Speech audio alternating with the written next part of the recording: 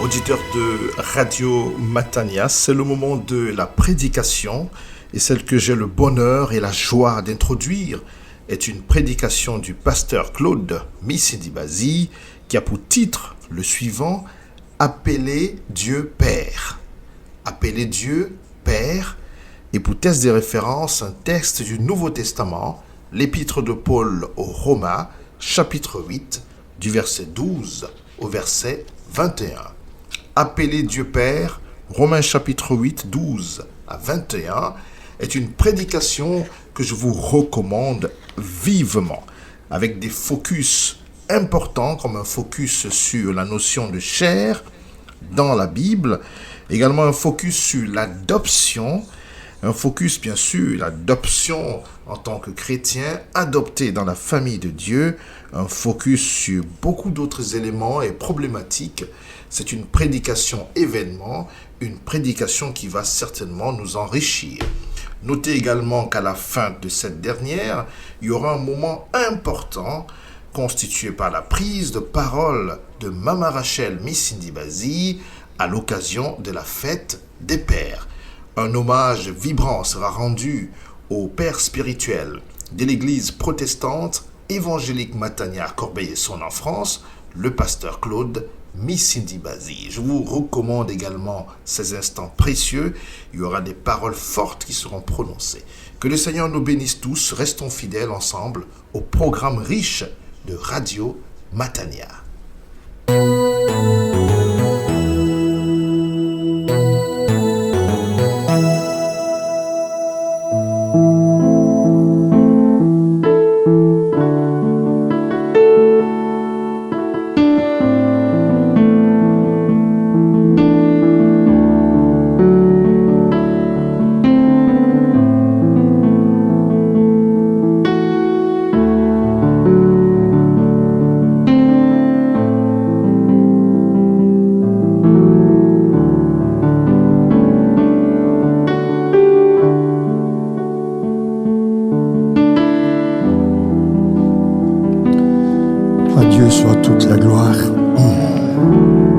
Levons-nous à la lecture de la parole du Seigneur et accueillons-la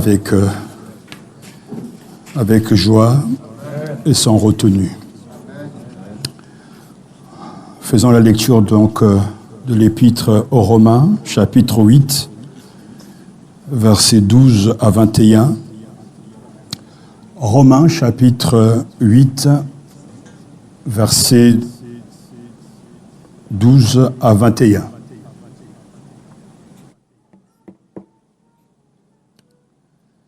Ainsi donc, frères, nous ne sommes point redevables à la chair pour vivre selon la chair. Si vous vivez selon la chair, vous mourrez. Mais si par l'esprit vous faites mourir les actions du corps, vous vivrez. Car tous ceux qui sont conduits par l'Esprit de Dieu sont fils de Dieu. Et vous n'avez point reçu un esprit de servitude pour être encore dans la crainte, mais vous avez reçu un esprit d'adoption par lequel nous crions « Abba, Père ». L'Esprit lui-même rend témoignage à notre esprit que nous sommes enfants de Dieu. Or, si nous sommes enfants, nous sommes aussi héritiers.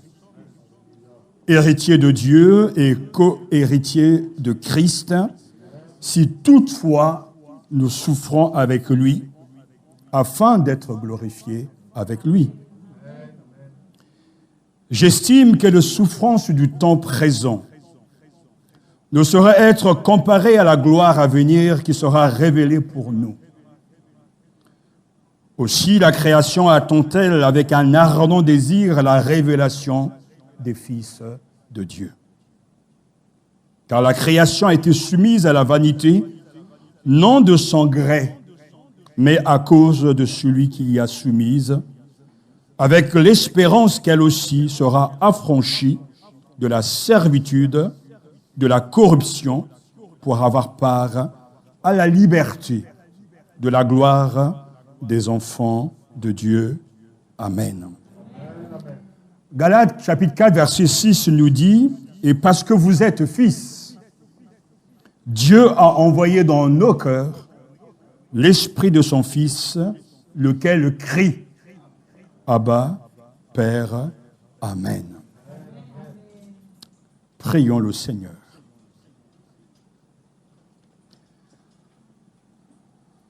Notre Père, notre Seigneur Jésus-Christ, tes paroles sont toujours d'actualité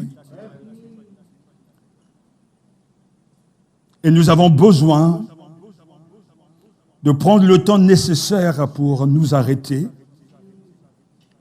pour écouter, comprendre et vivre. C'est l'outil que toi, tu as choisi, le moyen si puissant, avec la force de ton Esprit Saint, pour changer les cœurs. Car l'Évangile restera toujours la puissance de Dieu pour le salut de quiconque croit. Tu nous as donné, Seigneur, l'avant-goût de ta gloire, avec cette méditation qu'Abraham partit lorsque Dieu lui a dit « Va !» et il partit sans savoir où il allait, mais avec cette foi que ce que tu as dit, Seigneur, tu l'accompliras également. Ta parole, Seigneur, nous dépasse. Elle a besoin ce matin de la foi. Car elle ne peut pas agir en nous si nos cœurs restent fermés. Et si nous ne sommes pas prompts à demander l'aide et le secours du Saint-Esprit. Et c'est ce que nous faisons. Car sans lui, nous ne pouvons rien. Alors, Saint-Esprit, empare-toi de nous. Et prends-nous en charge pour que cette parole nous pénètre, nous bouscule et nous transforme, afin que le Christ soit glorifié et que nous soyons toujours transformés à l'image de Jésus-Christ. Nous croyons que tu nous écoutes, car c'est là ta volonté. Béni soit ton saint nom. Amen. Merci de vous asseoir.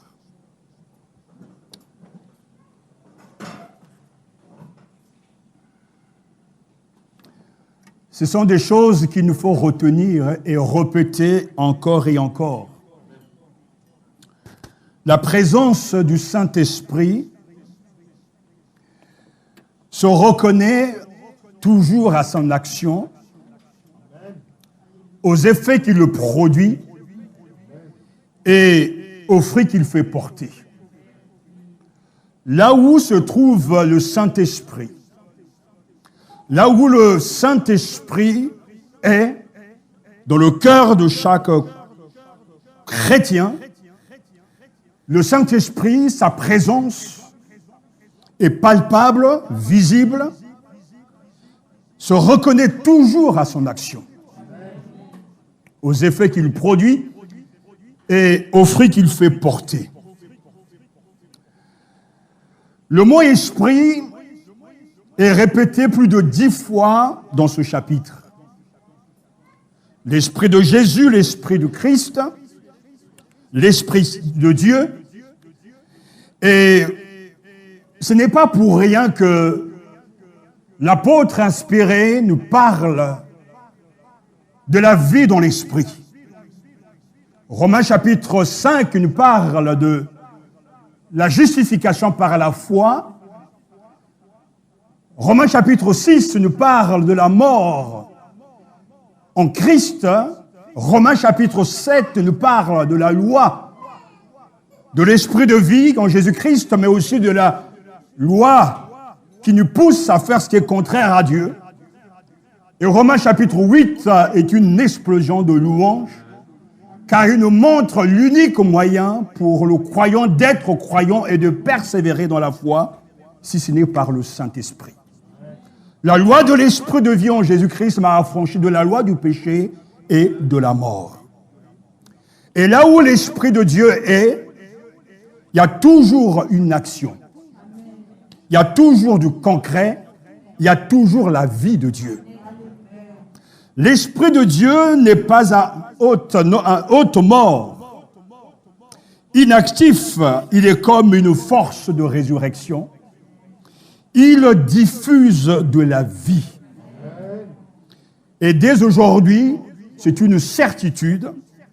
Et au jour de la résurrection finale, toute l'œuvre de Dieu est destinée à la réussite.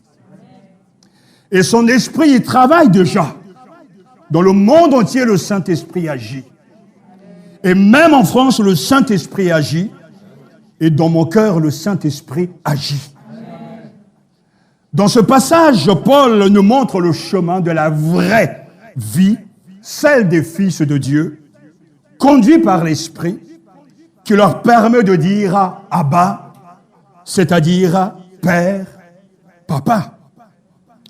Ainsi donc, la présence intérieure du Saint-Esprit, qui habite donc le croyant, lui donne de la vie, une présence, la présence de ressuscité, mais aussi le Saint-Esprit en nous est toujours à l'œuvre. Il prend de ce qui est à Jésus pour nous l'annoncer. Et si ce matin, le culte pour vous peut être comme un boulet, c'est que le Saint-Esprit n'est pas une réalité pour vous. Si écouter la parole de Dieu n'est pas pour toi une nourriture, un repas, ce que le Saint-Esprit n'est pas encore en action dans ton cœur. Sans le Saint-Esprit de Dieu,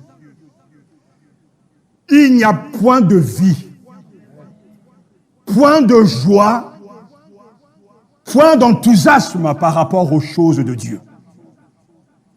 Un cadavre ne réagit plus. Mais celui qui reçoit l'Esprit de Dieu réagira toujours. De toutes les descriptions qui sont faites de l'Esprit dans le Nouveau Testament, la plus riche est probablement celle de l'Esprit d'adoption. Jean Calvin, le réformateur, lorsqu'il parle de l'adoption, il dit que c'est le plus grand des privilèges de la rédemption.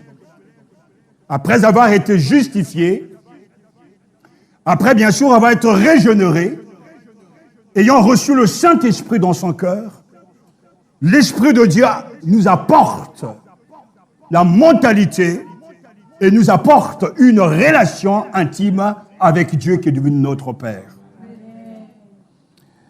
Ainsi donc, nous voulons aussi ce matin apprendre avec ce passage la vie selon l'Esprit. Et cette vie selon l'Esprit commence avec une prise de conscience que le peuple libéré a un devoir envers son libérateur. Le peuple libéré a un devoir envers son libérateur, verset 12. Ce que Dieu a fait en Christ pour nous met dans la situation de débiteur. Nous devons quelque chose à celui qui nous a libérés. Ainsi donc, frères, nous ne sommes point redevables à la chair.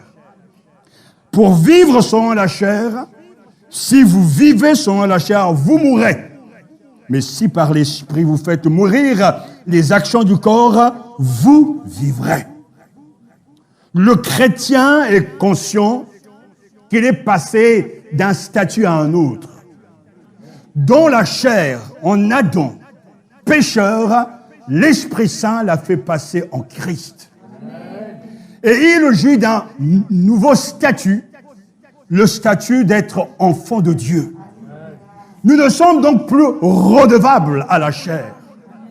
Nous ne devons plus accepter ce qui va dans le sens de la chair et qui produit la mort. Mais nous devons vivre notre vie chrétienne en étant conscients que notre statut, le nouveau statut, c'est en Christ, ayant reçu l'Esprit. Nous ne sommes point redevables à la chair. La chair dans la Bible, c'est la nature pécheresse. C'est l'homme livré à lui-même. Lorsqu'on était dans le monde, on aimait les choses du monde, les plaisirs du monde, les boîtes de nuit, la musique mondaine. On prenait plaisir à dire des gros mots. On n'aimait point les choses spirituelles, les cantiques spirituels. On n'aimait pas l'Église ni la parole de Dieu. Mais lorsque Dieu, dans sa bonté infinie, a envoyé sa parole, et que cette parole nous a été prêchée, nous avons reçu le Christ comme Sauveur et Seigneur, nous sommes nés de nouveau, le Saint-Esprit est venu habiter en nous, et le Saint-Esprit nous pousse à affectionner les choses d'en haut. Nous avons quitté donc notre position d'avant la rencontre avec le Christ et nous sommes entrés dans une autre relation avec le Seigneur. Ainsi, le chrétien ne peut pas de lui-même se dégager de ce qui est charnel. Il ne peut pas vaincre les mauvaises habitudes. Il ne peut pas vaincre l'impudicité, le mensonge, si ce n'est par la puissance du Saint-Esprit qui habite en lui. Car il est question d'un conflit et aussi d'un choix entre ce qui est de Dieu et ce qui ne l'est pas. On ne peut pas soi-même se forcer à être chrétien ou à le devenir. C'est l'œuvre de Dieu. C'est une œuvre de grâce. Et cela, il le fait grâce à la parole prêchée et à la puissance du Saint-Esprit. Ainsi donc, Dieu nous a donné, nous dit le verset 14, car tous ceux qui sont conduits par l'Esprit de Dieu sont fils de Dieu. Et le verset 15 nous dit, et vous n'avez point reçu donc un esprit de servitude pour être encore dans la crainte, mais vous avez reçu un esprit d'adoption par lequel nous crions Abba, Père. Le chrétien est conscient d'être reconnaissant à l'égard de son Sauveur. Mais le chrétien est aussi conscient que Dieu nous a donné. C'est là l'œuvre de Dieu, le choix de Dieu. Il nous a donné non pas un esprit de servitude, mais un esprit d'adoption. C'est-à-dire un esprit qui aime les choses de Dieu. Un esprit qui prend plaisir à rencontrer Dieu, à chercher Dieu, à prier Dieu. D'un esprit qui se réjouit de savoir que Dieu est devenu son Père. Il dit bien, l'apôtre, et sur le Saint-Esprit, dit à l'apôtre, vous n'avez pas reçu. C'est-à-dire, quand vous êtes devenu chrétien, que vous avez reçu un esprit nouveau, ce n'est pas un esprit de crainte, de peur, que Dieu vous a donné, mais c'est un esprit d'adoption, un esprit qui bannit la crainte, un esprit qui bannit la peur. Nous avons reçu par grâce l'esprit d'adoption. Quelle grâce! Un esprit d'esclavage? Non. Un esprit d'adoption? Oui. Un esprit filial? Oui. Des sentiments même d'un fils pour son père? Oui. Ce qui est l'esprit de Jésus lui-même, Dieu nous a donné l'esprit d'adoption. C'est un privilège. L'adoption, c'est la procédure par laquelle une personne n'appartenant pas à une famille donnée, on devient membre de plein droit, avec les droits et les charges qu'implique ce statut. L'apôtre Paul emploie ce terme pour illustrer la réalité du statut filial que reçoivent les croyants dans la famille de Dieu. Ainsi, ils peuvent donner le nom de Père à Dieu, et cela est une grâce. Car l'adoption changeait totalement la vie de l'adopté.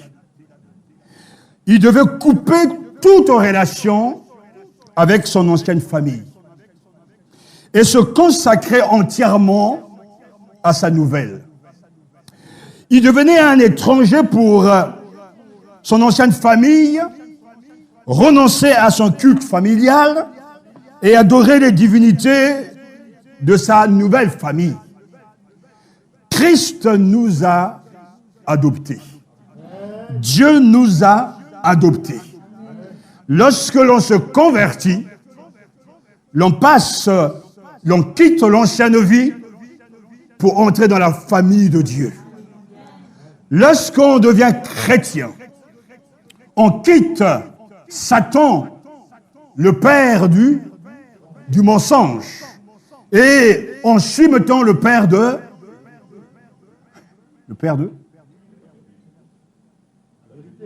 oui, des lumières. Et la vérité aussi, amen. Ainsi, notre statut change. Autrefois, dans le monde, gouverné par l'esprit du monde, aimant les stars et les idoles de ce monde, mais maintenant, en Christ, une nouvelle réalité. En Christ, grâce à l'Esprit Saint que le Christ nous donne, nous avons le privilège de pouvoir appeler Dieu notre Père. C'est là le premier privilège de l'adopté, c'est de pouvoir appeler Dieu son Père. Notre filiation adoptive se manifeste par le nom que nous donnons désormais à Dieu. C'est l'Esprit lui-même, alléluia, qui nous déclare légitimes et qui nous pousse à appeler Dieu Père. Vous n'avez pas reçu un esprit de servitude pour être encore dans la crainte, mais vous avez reçu un esprit d'adoption par lequel nous crions « Abba, Père ». C'est un privilège. Dieu n'est pas Dieu seulement pour nous, il est devenu un Père. Un Père avec qui l'on peut parler. Un Père qui nous connaît, qui nous a engendrés, qui nous a acceptés et qui nous fera partager sa gloire un jour. Alléluia. Dans ce chapitre, l'Esprit est appelé l'Esprit de vie. L'Esprit de Dieu, l'Esprit du Christ. L'Esprit même qui a ressuscité le Christ d'entre les morts. Et nous avons reçu l'Esprit d'adoption. Nous sommes des privilégiés. En sommes-nous conscients vraiment? Et cet esprit, c'est lui qui nous pousse, qui nous inspire, qui nous mène et qui nous guide même dans notre manière de prier.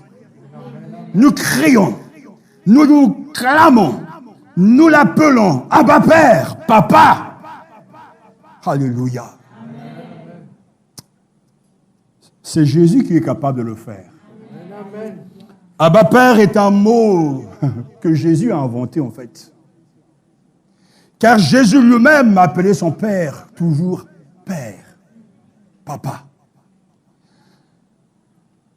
Lorsqu'il est à Gethsémane, Marc chapitre 14, versets 32 à 42, Jésus prie Abba Père. Si tu pouvais écarter cette coupe loin de moi, c'est-à-dire cette mort terrible. Et il va pourtant ne pas céder à la tentation de renoncer d'aller jusqu'à la croix. Mais il va dire non pas ce que je veux, mais ce que toi tu veux. Abba Père. Abba Père, Papa, éloigne de moi cette coupe. Mais non pas ce que je veux, Père, mais ce que toi tu veux. Jésus nous apprend avec le Notre Père, Pater, et Mon, c'est-à-dire Père de nous, Papa, apprends-nous à prier. Et à chaque fois que Jésus parle de son Père, c'est avec toujours beaucoup de fierté entre guillemets, beaucoup de respect, parce qu'il vivait pour plaire à son Père. Et ce n'est qu'à la croix qu'il va dire, mon Dieu, pourquoi m'as-tu abandonné? Car à ce moment-là, Jésus portait nos péchés. Donc il était loin de son Père. Et c'est la seule fois où Jésus va dire, mon Dieu, pourquoi m'as-tu abandonné? L'adoption nous permet ce matin, pour ceux qui ont reçu l'Esprit Saint, de dire Papa, Père. Et nous avons là des privilèges, mais aussi des responsabilités. Parce que la Bible nous dit ce matin, en effet, ceux-là sont fils de Dieu, qui sont conduits par l'Esprit de Dieu. Verset 14. Tous ceux qui sont conduits par l'Esprit de Dieu sont fils de Dieu. Le contraire, et là aussi, ceux qui ne sont pas conduits par l'Esprit de Dieu ne sont pas fils de Dieu. Et ce matin, écoutez cette révélation. Ce verset est très important, car on peut d'abord s'interroger, mais qui sont tous ceux qui sont conduits par l'Esprit de Dieu? De quelle conduite s'agit-il? Il ne s'agit pas de laisser le Saint-Esprit nous conduire pour les choix au quotidien, le choix avec qui je veux me marier, le choix de savoir où je veux vivre, quel métier exercer, dans quelle église aller. Le Dieu doit nous conduire dans ces choses-là. Mais le contexte du verset 14, c'est le verset 13, car tous ceux qui sont conduits par l'Esprit de Dieu sont fils de Dieu. Et le verset 13 nous dit, si vous vivez selon la chair, vous mourrez. Mais si par l'Esprit vous faites mourir les actions du corps, vous vivrez, car tous ceux qui sont conduits par l'Esprit de Dieu sont fils de Dieu. C'est-à-dire, il est question ici de cette présence de l'Esprit de Dieu en nous qui nous guide à faire mourir les œuvres de la chair. Le Saint-Esprit nous guide à dire non aux choses de la chair. Le Saint-Esprit nous guide à ne plus nourrir ce qui est charnel. Et nous connaissons les œuvres de la chair. C'est les mensonges, c'est l'adultère, c'est les mauvaises pensées, c'est tout ce qui provient de la nature pécheresse, le vice, l'idolâtrie, la magie, etc., etc. L'homme est esclave de ces choses parce que l'homme n'a pas reçu l'Esprit de Dieu. Mais quand l'Esprit de Dieu descend dans le cœur d'un croyant, il agit dans le sens de renverser cette tendance. Et c'est grâce à l'Esprit que l'on met à mort la chair. L'idée ici est de donner la mort par privation. C'est-à-dire, si tu as l'habitude de boire 10 verres d'eau chaque jour, tu prends la résolution de n'en boire que 5. Et moins tu bois et mieux ton muscle spirituel se fortifie pour ne plus boire davantage. Cet exemple est là pour illustrer du fait que le péché est en nous. Et on prend l'habitude d'aimer pécher, de mentir, de dire des méchancetés. Mais quand l'Esprit de Dieu agit en toi, il te mène, il te conduit à faire taire ces habitudes contraires à la volonté de Dieu. Il ne faut plus continuer de nourrir les œuvres de la chair. Il faut prendre la résolution par la puissance de l'Esprit, en invoquant le Saint-Esprit. Je ne veux plus parler de cette manière, parce que ça ne correspond pas à ma nature. Mais lorsque la Bible parle de la chair, il y a le bon côté de la chair et il y a le mauvais côté de la chair. Les œuvres charnelles, le mauvais côté, on le connaît. Ce sont ces choses que je viens de citer. Mais le bon côté de la chair, c'est aimer par exemple ses enfants. Le bon côté de la chair, c'est aimer ses amis. Le bon côté de la chair, c'est faire du bien aux gens. Mais pourtant, même avec ces choses, le bon côté de la chair, la Bible nous dit que nous devons faire mourir les actions charnelles, les actions de la chair. Et c'est là où se trouve l'enjeu pour le croyant qui a reçu l'Esprit. Parce qu'il peut faire des choses bien et légitimes. Mais pourtant, Dieu lui demande de mourir à ces choses-là. Aujourd'hui, le bonheur, selon les êtres humains, c'est être marié, d'avoir des enfants, d'avoir une maison, d'avoir un emploi, d'avoir en tout cas des amis, d'avoir un réseau, d'avoir des biens matériels. Ça, c'est le paradigme, ça, c'est la manière de penser du monde. Jésus vient nous apporter le royaume des cieux. Et il nous montre que la vie avec Dieu, selon Dieu, n'a rien à voir avec la philosophie du monde. Jésus nous dit de renoncer à tout pour le suivre. Mais si nous sommes du bon côté de la chair, quand tu vis que pour le bon côté de la chair, mon argent c'est pour ma famille, mes biens c'est pour mes enfants, je mets de côté ma vie pour des biens terrestres, tu continues à vivre toujours comme un homme selon la chair, mais qui croit en Dieu, mais la mortification des œuvres charnelles n'a pas encore été actualisée dans ton cœur. Parce que Jésus même pourra te demander, comme on l'a entendu ce matin, et c'est un exemple remarquable, parlons d'Abraham. Abraham a donné son propre fils en sacrifice. Parce que Dieu lui avait demandé. Je veux ce matin vraiment attirer votre attention.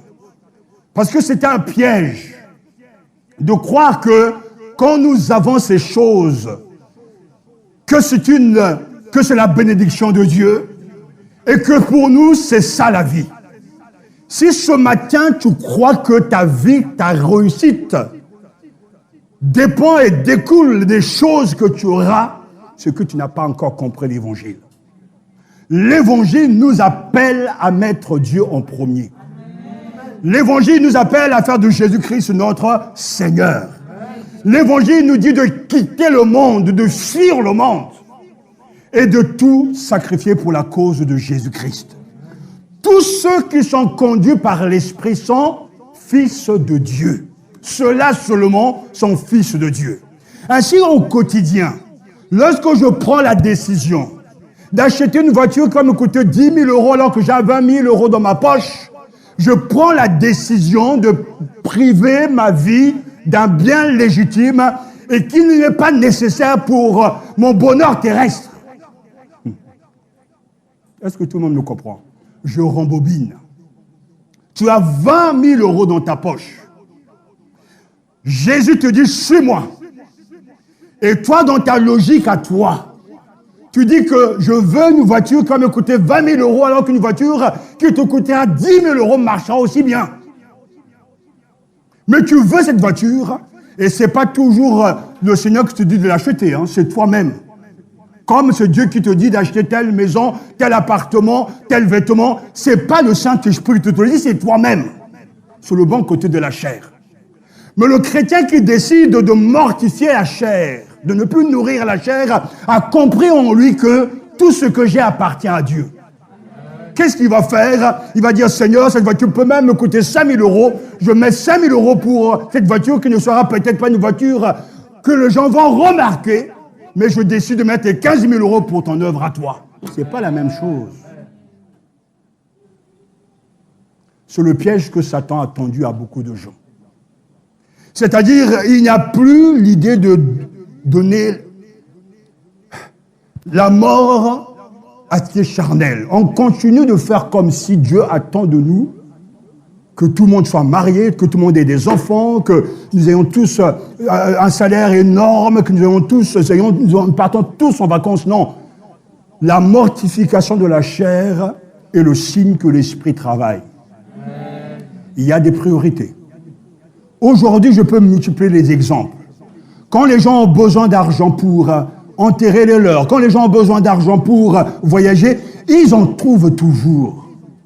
Mais la mort à soi-même passe par le fait que même ce qui est légitime, je mets tout ça de côté pour glorifier Dieu.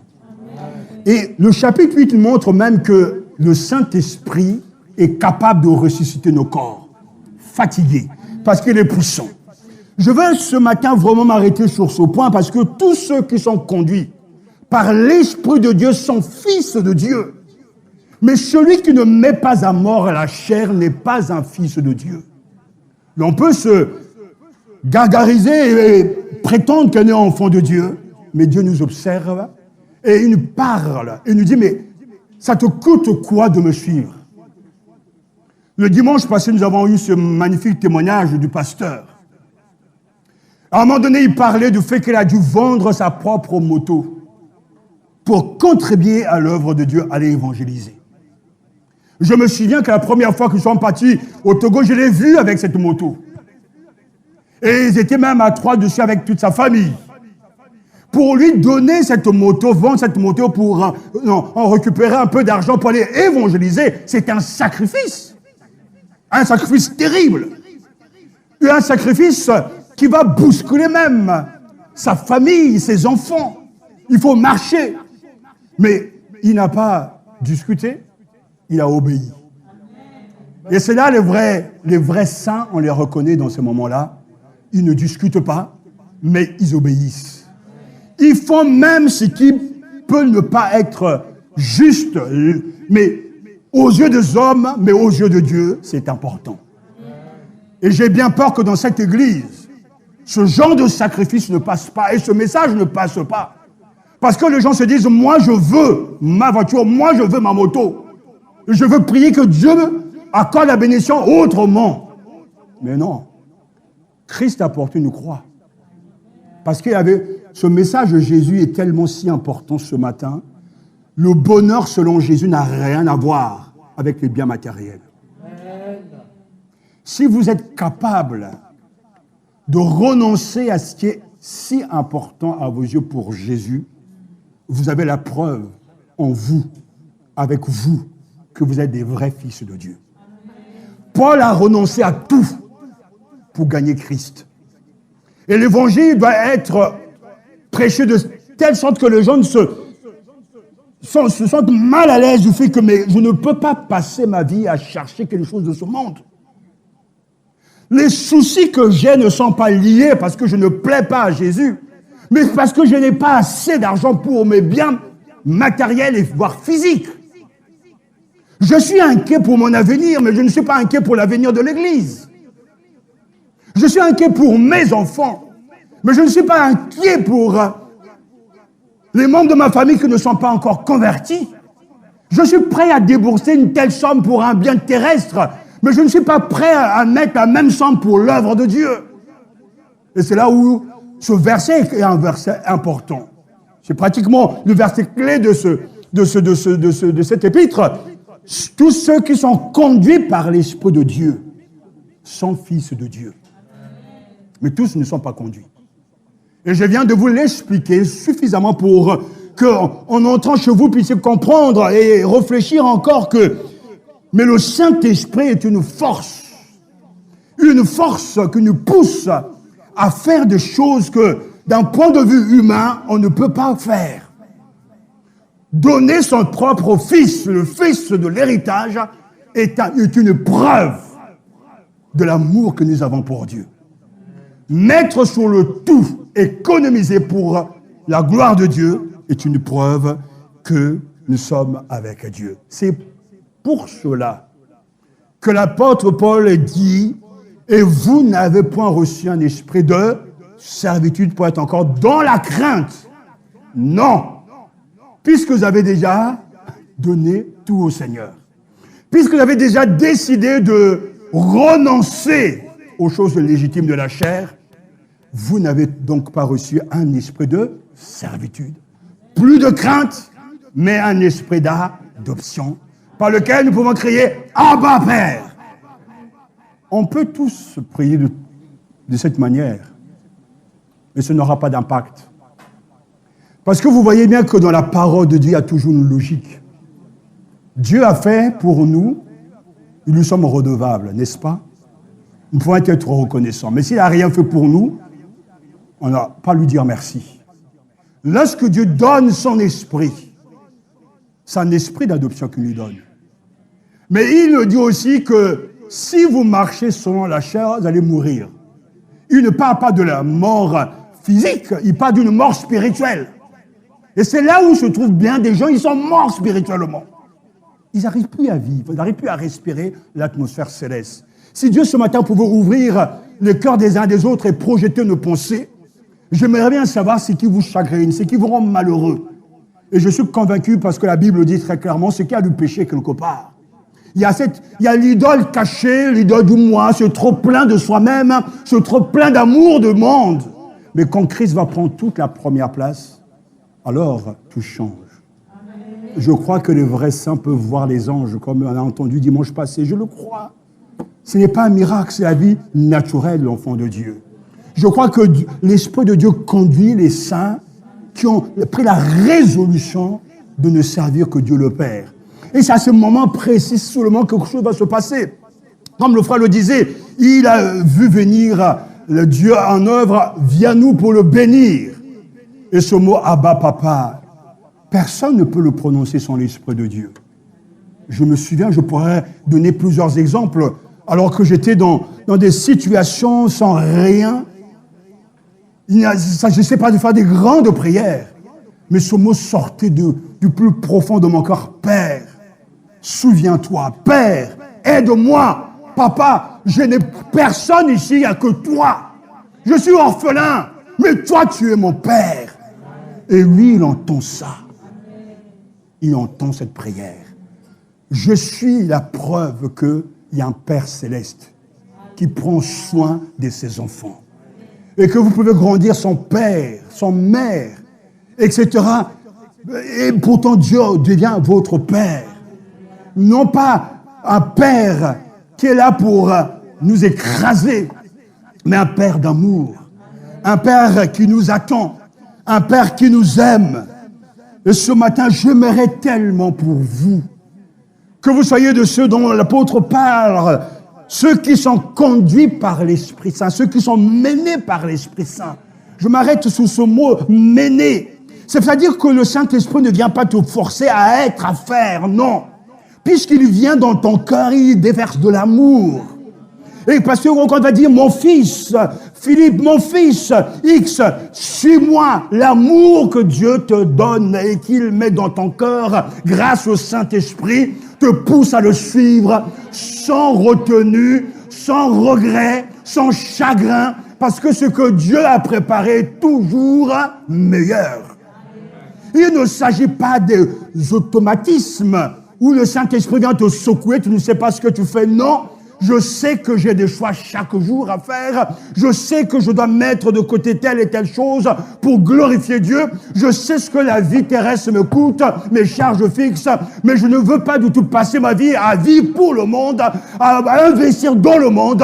Je veux toujours laisser l'Esprit me guider, à renoncer à mes biens et à mes choix légitimes pour suivre les choix de Dieu qui sont souvent à l'opposé de mes choix.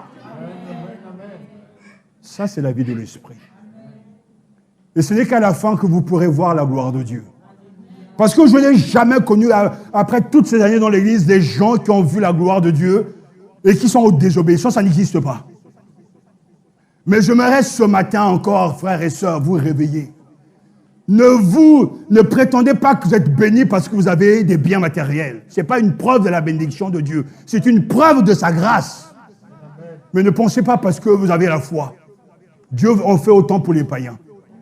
Et d'ailleurs, c'est une épreuve parce que l'épreuve viendra pour vous demander si vous êtes prêt à céder à ces choses-là. J'aimerais ce matin détruire cette mentalité que certains ont de penser que la vie terrestre et la recherche des biens terrestres, c'est la vraie vie. La vraie vie, c'est Jésus. La vraie vie, c'est la patrie céleste. Et pendant notre séjour ici-bas, on ne verra pas ces choses. On sera découragé. On sera même de fois triste parce que le monde nous renvoie cette image que nous avons raté nos vies. Mais aux yeux de Dieu, nous sommes importants. Parce que nous verrons à la fin que la gloire nous attend au ciel. Et une gloire éternelle. Tous ceux qui sont conduits par l'Esprit de Dieu sont fils de Dieu. Et ce n'est pas donné à tous. Et tous ceux qui ne sont pas menés par l'Esprit de Dieu ne sont pas fils de Dieu.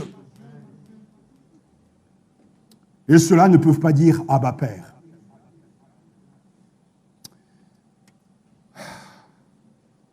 Abba Père. Retenons ce premier privilège. Le privilège d'appeler Dieu Père. Nous verrons prochainement la portée encore de ces choses. Mais j'interpelle les croyants. Lorsque le dimanche, nous avons quitté cette salle, après ce témoignage du pasteur, je dis à mon épouse, tu sais, on a été touchés, on a été marqués, on a été émus, mais je lui ai dit, tu sais, ça ne changera pas les gens. Parce que pour qu'il y ait un changement, pour vivre ce genre de vie, il faut l'action de l'Esprit Saint. Et tant que le Saint-Esprit n'agit pas pour convaincre, tant que le Saint-Esprit n'agit pas pour bousculer nos mentalités, nos habitudes, et si Dieu nous ouvrait les yeux pour vous rendre compte qu'on est tellement enchaîné par les choses, il n'y a rien de spirituel. Suivre Jésus aujourd'hui coûte quelque chose. Suivre le Saint-Esprit aujourd'hui coûte quelque chose. Ceux qui sont conduits par le Saint-Esprit. Donc, on a dû abdiquer. On a dû renoncer à nous-mêmes pour suivre l'autre, le Saint-Esprit. Le Saint-Esprit ne nous dira jamais « va là, prends du plaisir dans les choses du monde ». Le Saint-Esprit ne dira pas ce qui est important pour toi, c'est absolument le mariage, même si c'est bien d'être marié. Le Saint-Esprit ne te dira pas que ton bonheur dépend d'avoir des enfants, même si c'est bien d'avoir des enfants. Le Saint-Esprit ne te dira pas achète telle chose ou autre chose matérielle, même si c'est bien de les avoir. Mais le Saint-Esprit te montrera un seul chemin. Le chemin de Jésus. Le chemin de la croix. Le chemin qui mène au ciel. Et quiconque osera te dire que ce chemin ne va rien te coûter pour aller au ciel, te ment. Jésus a souffert. Paul a souffert.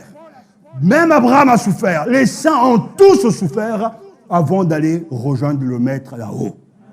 Et quiconque se dit Seigneur, et qui dit Seigneur, Seigneur, sans payer le prix de la mortification de sa chair, ne pourra pas aller au ciel. Vous savez, j'ai beaucoup étudié, en tout cas, cette question de la mortification de la chair, le fait de renoncer à soi-même, de tout abandonner pour le Seigneur. Et Dieu a quelque chose à dire. Il veut changer ta vie. Le Saint-Esprit est suffisant en tout et pour tout. Le Saint-Esprit est suffisant en tout et pour tout. La vie de l'Esprit, elle est simple. Ce matin, je me suis réveillé, comme tout le monde, comme vous. J'ai pris ma douche, j'ai pris peut-être mon petit déjeuner, j'ai choisi mes vêtements. La vie spirituelle, c'est pareil. Je me réveille, je m'adresse à Dieu, je mange avec Dieu son pain, la parole de Dieu, je prie, je fais des choix. Et même avec tout ce que le monde peut me proposer, j'ai 10 choix des choses, des bonnes choses, je décide de ne pas prendre ces choses. J'ai écouté et je regardais à la télévision cette femme qui disait qu'aujourd'hui je me prive des choses parce que l'inflation est telle que je n'ai pas assez d'argent, donc je me prive de cinéma, je me prive de glace pour aller acheter l'essentiel. Le chrétien devra faire autant. On n'est pas... Je veux vraiment... Oh, le Saint-Esprit parle. Que le bonheur ne découle pas des choses. Il faut arrêter de courir derrière les choses. Il faut faire de Jésus ton sauveur. Et nous laisser tout le reste. Alléluia. Ceux qui sont menés par l'Esprit sont fils de Dieu. Et on le verra la prochaine fois qu'ils vont arriver à un endroit, c'est la gloire. Que Dieu soit béni de la vie de l'Esprit et de sa présence ce matin. Rendons grâce à Dieu de ce qu'il nous a donné, l'Esprit d'adoption. Et demandons au Seigneur et prenons la résolution de faire des choix. Faites-vous violence. Seigneur, j'ai besoin, mais je ne le ferai pas. Je choisis de faire des économies parce que ce n'est pas utile pour être heureux. Je choisis de renoncer à une grande carrière pour rester fidèle au Seigneur dans mon assemblée. Ce sont des choix. Et je parle là des choses légitimes. Seigneur, je suis même prêt à accepter de ne pas me marier pour toujours rester consacré à toi. Seigneur, je suis prêt à accepter de ne pas avoir d'enfant pour te rester consacré. J'ai connu mon professeur Gary et les autres qui ont accepté de ne pas avoir d'enfant pour être toujours consacré à Dieu et à son service. C'est des choix. Mais le Saint-Esprit te pousse à décider. Église Matania, le Saint-Esprit nous parle. Ceux qui sont conduits par l'Esprit de Dieu sont fils de Dieu. Amen. Tout à l'heure, ce chant m'a touché.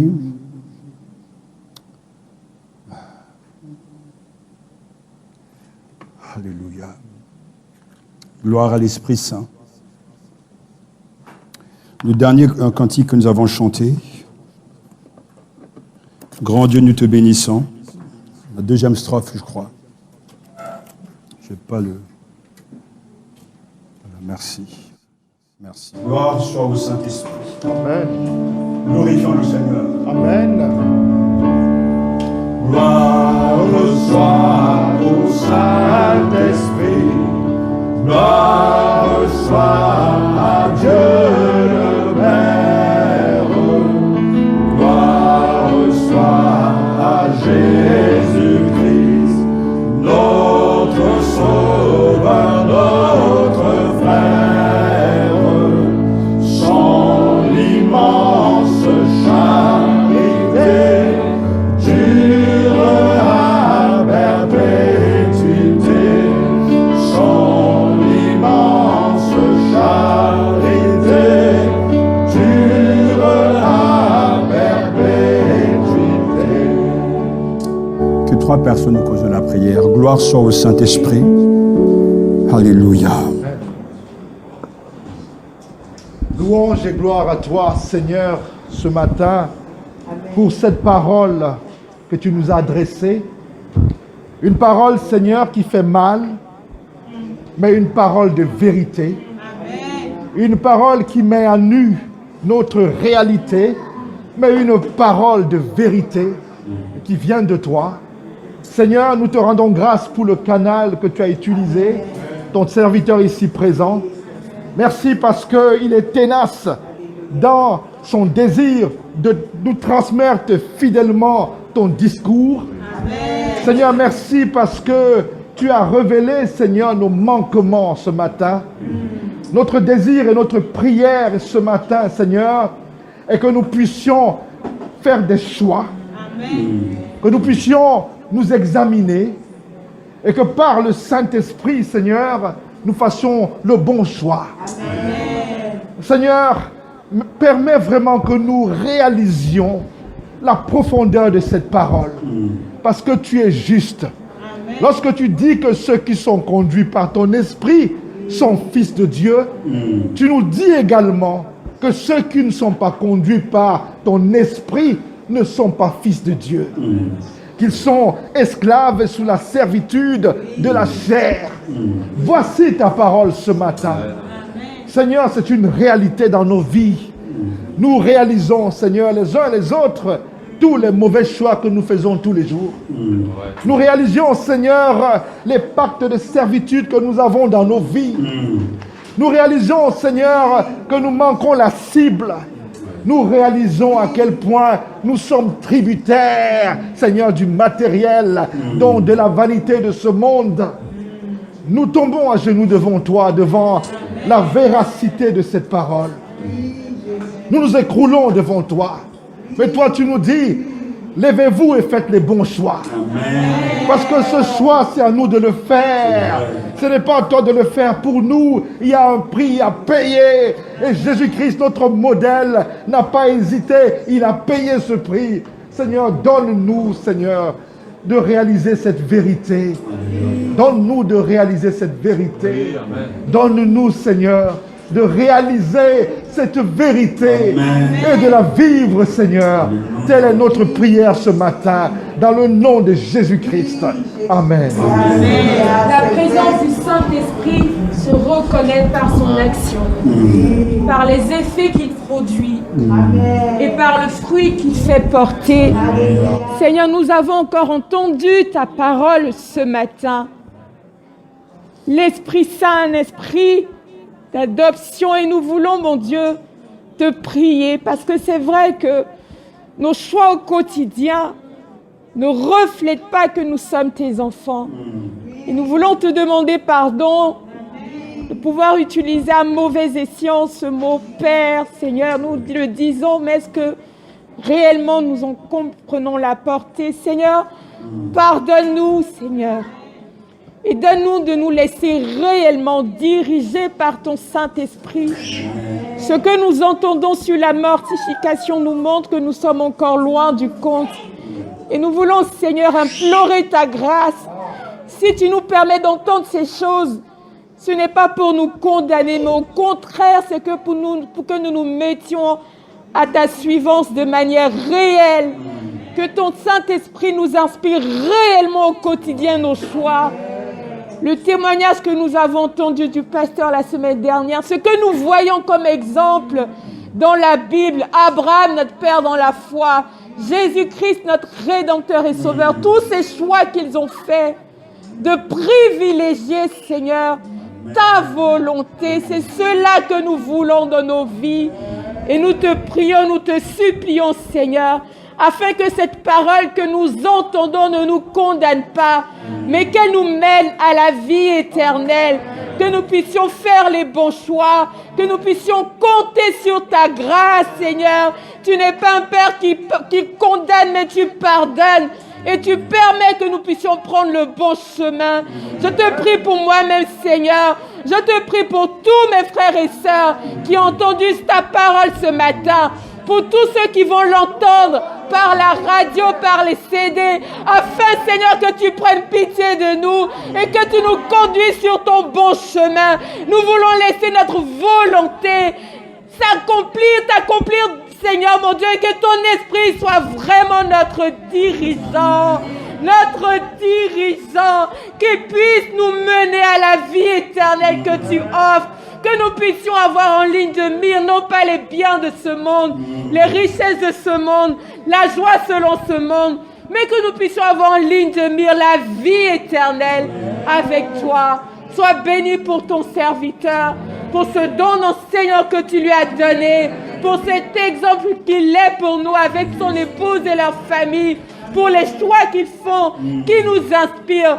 Bénis-les, Seigneur, encourage-les, Seigneur, et qu'ils puissent toujours prêcher ta parole avec autorité, en étant guidés par ton Saint-Esprit, en n'acceptant pas de faire ce que nous voulons, mais en étant toujours soumis à la vérité de ta parole.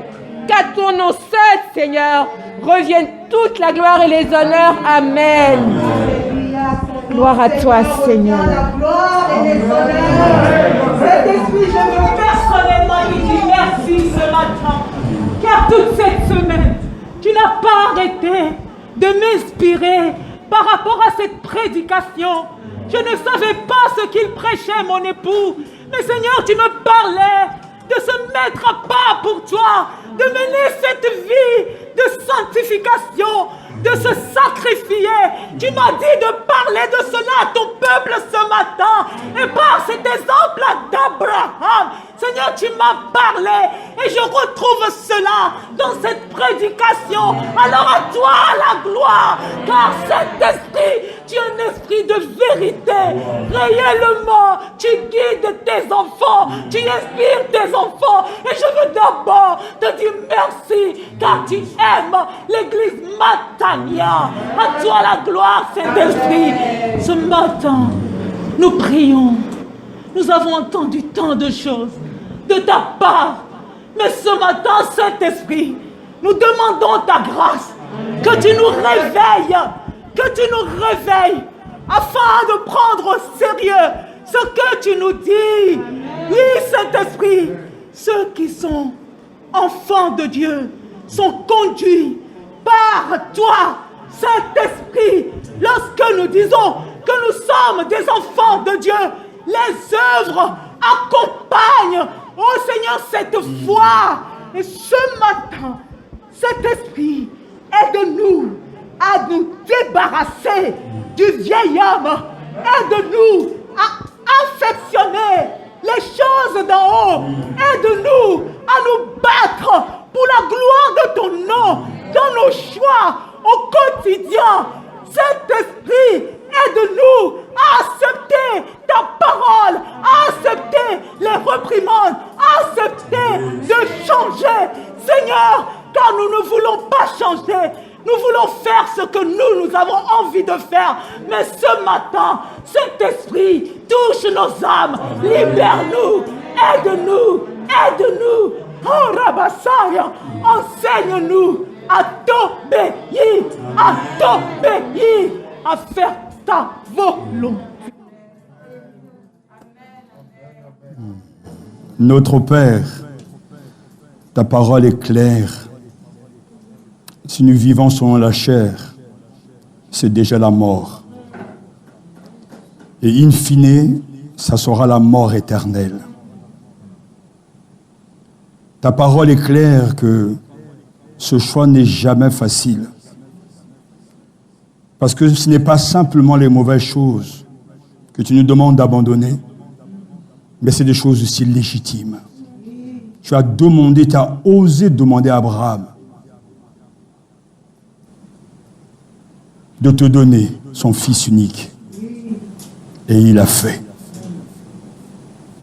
Ta demande a été exagérée. Et pour un être humain irresponsable, ce qu'Abraham a fait. Mais pourtant, il l'a fait. Aux yeux du monde, c'était criminel. Mais à tes yeux, c'était le chemin de la gloire. Seigneur, ta parole est claire.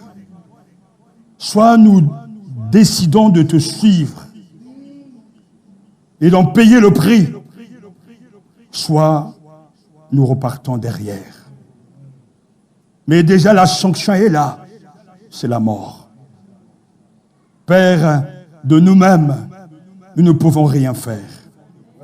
Mais l'autre, le Saint-Esprit, lui, celui que tu as envoyé et qui est venu résider en nous, qui est venu pour nous pousser à chercher ton royaume, à aimer les choses de Dieu et d'en haut, lui, il le peut. Seigneur, on le voit dans ta propre vie, une vie parfaite, une vie exempte de péché, une vie où tu as décidé dès le début, ma nourriture, et de faire la volonté de celui qui m'a envoyé. Seigneur, c'était là ta résolution. Et que même lorsque tu partais dans un village, dans une ville où tu étais rejeté, tu n'as pas bronché. Tu n'as pas invoqué le feu du ciel pour les écraser, non. Tu avais la résolution de glorifier ton Père. Et ainsi, avant de quitter ce monde, tu as prié, Père, glorifie ton Fils. Glorifie ton Fils, redonne-moi la gloire que tu m'as donnée, que j'avais avant que le monde fût, car j'ai achevé l'œuvre. Oh, sur la terre, alors glorifie-moi de nouveau. Père, à la fin de cette vie terrestre, il y a autre chose. Il y a la gloire. Il y a une vie éternelle qui est en jeu. Satan, au quotidien, nous empoisonne, nous culpabilise. N'écoute pas ce pasteur. Nous fait renoncer à ne pas obéir. Ce pasteur, M. Nbazi, va trop loin. Ne l'écoute pas. Seigneur, fais taire cette voix. Car tu veux donner la gloire à tes enfants. Tu es passé par l'incarnation. Tu es passé par la souffrance. Tu es passé par la mort avant que le Père te glorifie. Seigneur, il n'y a pas d'autre chemin pour nous. Le chemin qui mène à toi passe par le renoncement à soi-même. La mort à soi-même et l'importance de prendre notre croix. Seigneur, ce matin, nous n'avons pas honte de le dire, c'est trop dur. Mais l'autre, Paraclet, lui, il le peut. Alors, enflamme l'église, Matania. Fais tomber sur chacun une flamme de feu. Et que l'Esprit Saint vivifie les âmes, les cœurs, les corps. Et que là où il y a de l'hésitation, Seigneur, tu convaincs toi-même par la puissance de ton esprit. Nous voulons te suivre. Nous voulons bien terminer notre séjour terrestre. Oh Seigneur, avec toi, pour être accueillis au ciel. Tu connais les mensonges de Satan de nous. Seigneur, mettre dans cette bulle où nous sommes tellement si bien, tellement à l'aise, ou même nous te remercions pour les bénédictions matérielles et physiques, mais tu veux une réalité intense. Tu veux une vie autre. Tu veux une vie fructueuse. Tu veux une vie qui ose pour toi. Oh Seigneur, donne à chacun d'oser. Nous savons que tu ne peux rien faire si nous-mêmes nous ne sommes pas d'accord avec toi. Tu ne viens pas nous secouer, nous ne sommes pas des marionnettes, des machines, mais tu nous as donné à chacun la volonté, le vouloir et le faire. Seigneur, que l'Église Matania soit inspirée pour faire le bon choix. Il y a autour de nous, dans d'autres pays, dans des villages, des villes, des campagnes, des hommes et des femmes qui attendent un prédicateur, qui attendent un messager. Seigneur, envoie les membres de cette église vers eux. Utilise-les. Et Seigneur, ceux à qui tu as donné du travail dans le monde, qu'ils aient plus d'argent, qu'ils aient des promotions et qu'ils contribuent au-delà des 10% à l'œuvre de Dieu.